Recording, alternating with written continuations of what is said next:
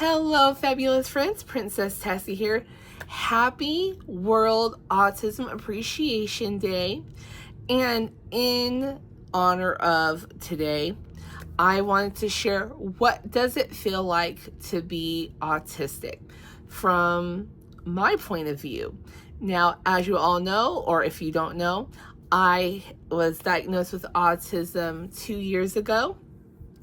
And of course, I've been autistic my entire life, but I just got newly diagnosed, like I said, about 2 years ago. So I wanted to share with all of you my struggles, or how does autism affect me, and what it feels like from my point of view. Now, remember, I am not a healthcare professional.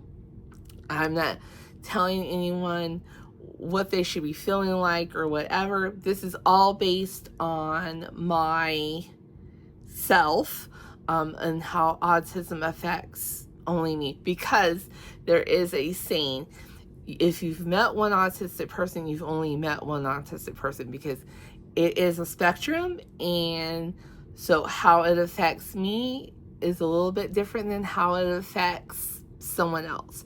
So just know that this is based on my condition and how it affects my body.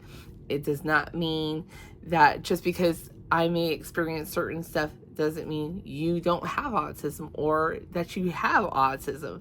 So oh, my sparkle. All right. Oh my goodness, I'm messing up already. Well, this is a good view of kind of what autism kind of does to you sometimes. All right, so let's get started. Now, on with the show. All right, fabulous friends, welcome back. So, like I said in the beginning, autism is a spectrum. So from, low to all the way to severe. And every autistic person experiences this differently. And of course, there are some people that say, oh, we're all a little autistic. Because yes, there are certain things in the average person may experience some things that the autistic community experiences. But do you experience it to the extreme? Because that's basically autism in a nutshell, I guess you can kind of say, because obviously it's a disability for a reason. It affects your life. It affects how you go out into the community, how, you're dealing with people, different noises, different textures, food. I mean, it's a whole thing, because autism is a sensory based disorder, or disability, and so it affects your nervous system. And so it's like for someone to say, oh, everybody's a little autistic. Well, that's definitely not true, because it's definitely not something that you should want to have. You should be very blessed that you don't have to go through what we have to go through. And I thought with being, World Autism Appreciation Day, I feel like this is something that should be said, because, not very many people talk about, well, how does it feel? Like, what does this stuff feel like? And so I would like to share kind of how, from my point of view, how it feels, because I experience it on a daily basis. So there are times where, okay, say for instance, I get up in the morning, something kind of goes wrong a little bit. Okay, not a big deal, especially to the average person. We all kind of have those moments. So, you wake up, and something in the morning doesn't go as planned. Then, so say we're gonna go to get breakfast. Okay, you have all these different noises, you have bright lights, you have things just kind of going wrong. Okay, so then you come back home, and then some other stuff is not going right.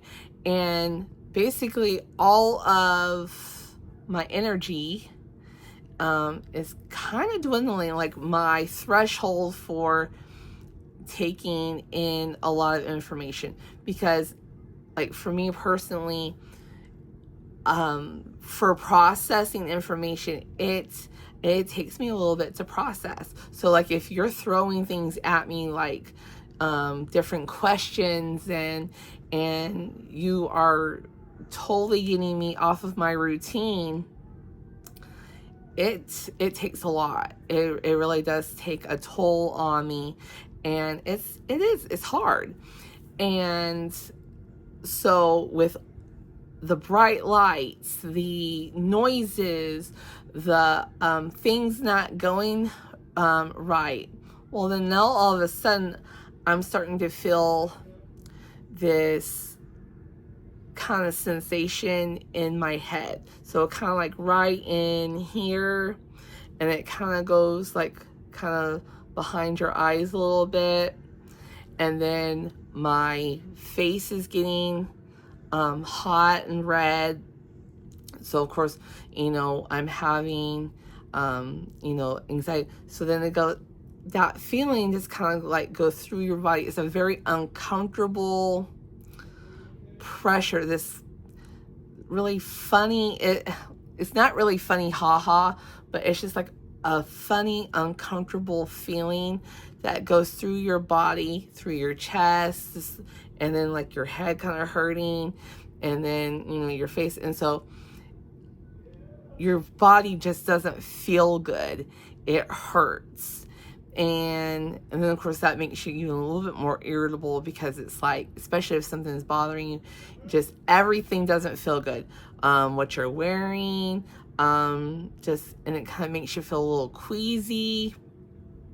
And like I said, this is all based on how I feel. Like I said, everybody's different, but for me, it is this like horrible feeling sensation that goes through my body, and it's just very uncomfortable. And so of course, one of the coping mechanisms that I have come up with that has really helped me, and that helps me when I am having like an autistic overstimulation, I put on my headphones, I put on one of those sleep masks, so kind of make everything dark. Sometimes I'll have a piece of gum. Sometimes that kind of helps. But a lot of times then I'll also put on this little weighted stuffy. It's a little capybara that I got from Hobby Lobby. And I sit that on my chest, and then I have my little mask on with my headphones on. And I just kind of close my eyes, and I just kind of try to breathe. And I just like lay flat and on a pillow, and have my headphones on, and just kind of like block out the world, basically, the light, the sound, just all of it. And I'm laying where it's like nice and quiet and cool, because as an autistic person, we tend to overheat. We either can overheat, or we get overly cold, or in my case, both. So there's times where I'll get really cold, but then if there's like too much warmth, I get really hot, and it all goes in my cheeks, and that's very irritating. It's very uncomfortable.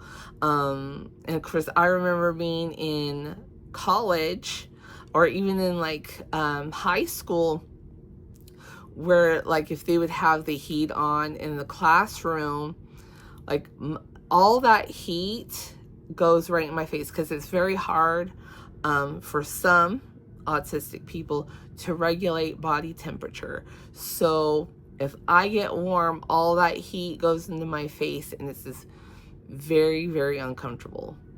So like I was saying, when I'm having an episode, I tend to I lay down, I put on my headphones, and that just kind of helps me decompress. And then once I kind of lay there, sometimes I'll have my legs propped up.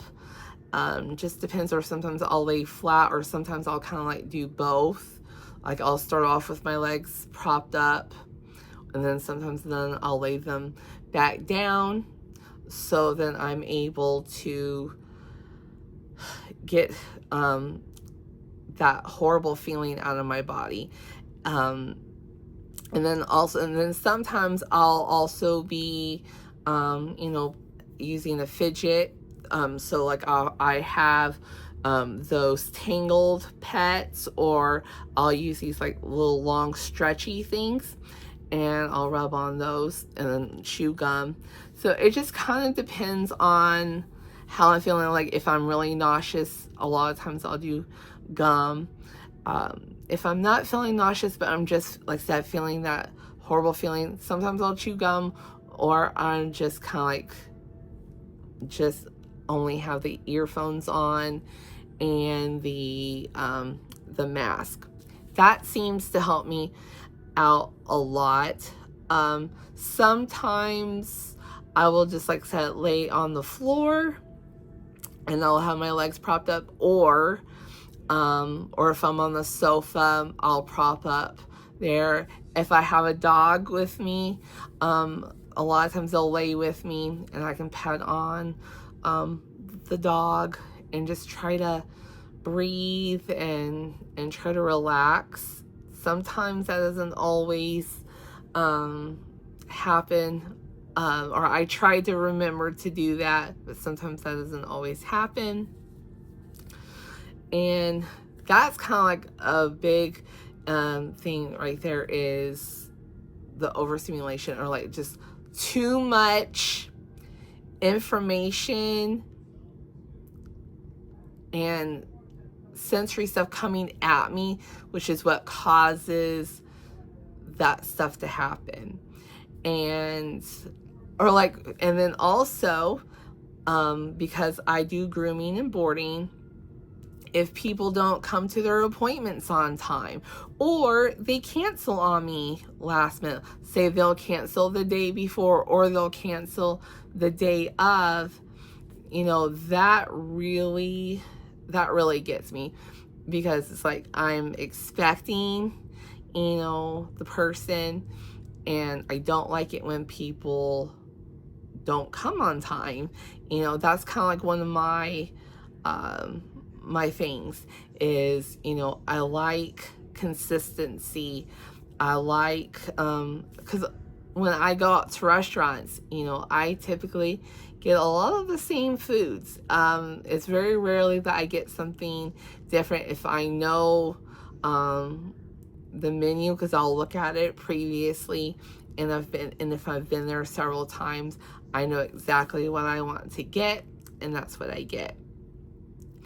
I've also, like I said, being in restaurants, if it's loud, I have been, doing my earphones and stuff like that, because the noises, it's like certain noises are just like high pitched.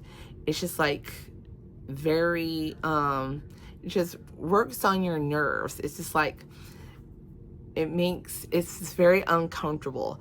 Or like if someone touches you and you weren't expecting it, it hurts. Just like a slight touch that you weren't prepared for, it hurts. And I'm hoping I'm explaining this stuff correctly. I know I'm all over the place. I don't mean to be. I just have a lot of information going into my head right now, and I'm trying to get to everything. But and that's the other thing too. It's like I got constant thoughts. I mean, my brain is constantly going, and it's like usually by nighttime, I have to make sure I put things away, or I will continue to think, and then it'll kind of interfere with sleep. But I am more of a, like I said, I am an early riser. I like starting off my day early, because by the end of the day, I'm exhausted. And there are times where, you know, I do have a little hard time sleeping. I'll wake up off and on.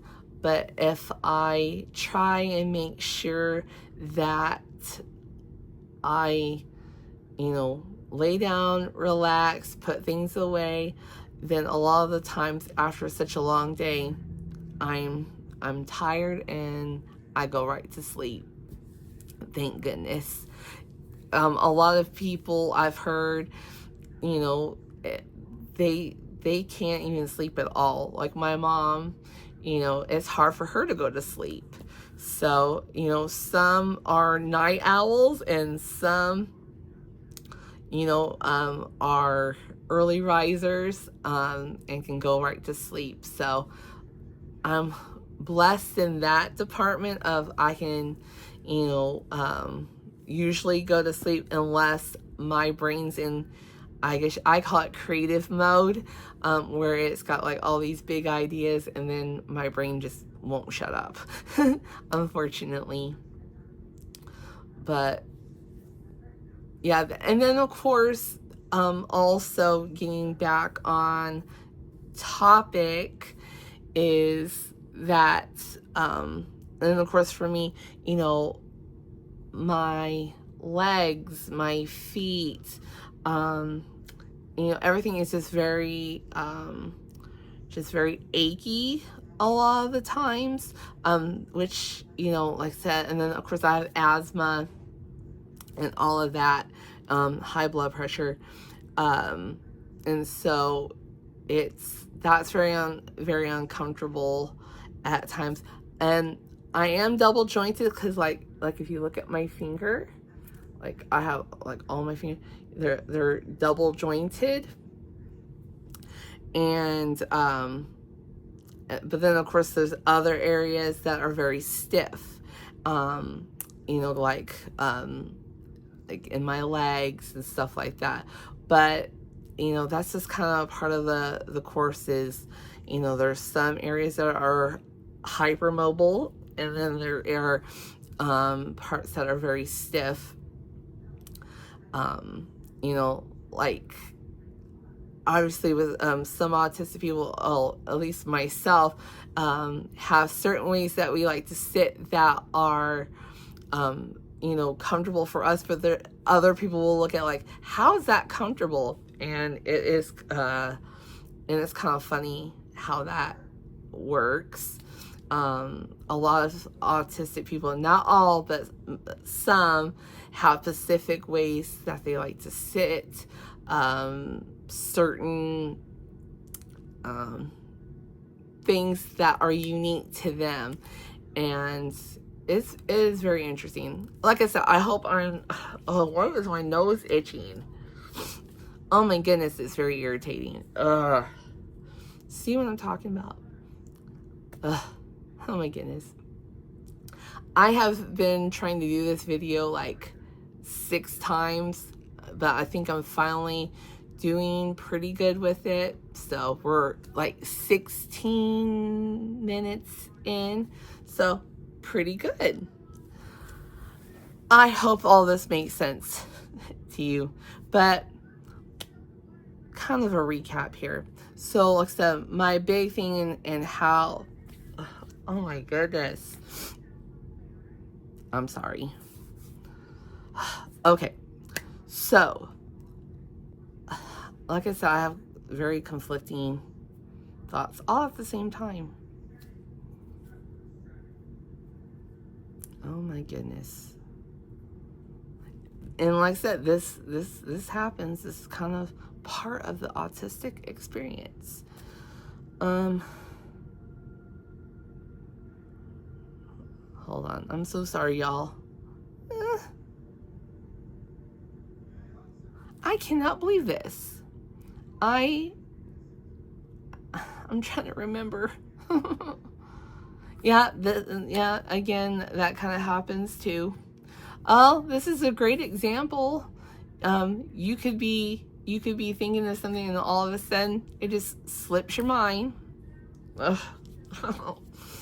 And it's not helping that my nose is itchy. And so, you know what? I might have to do a part 2 of this. We'll have to see. Yeah. But I hope all of you enjoyed today's video. If you did, please comment down below and let me know what you think. Also, please give us a big giant thumbs up, because with every thumbs up adds a little extra sparkle to my tiara. And let me know if this video was helpful at all, and kind of give you a little insight of kind of how we feel a little bit.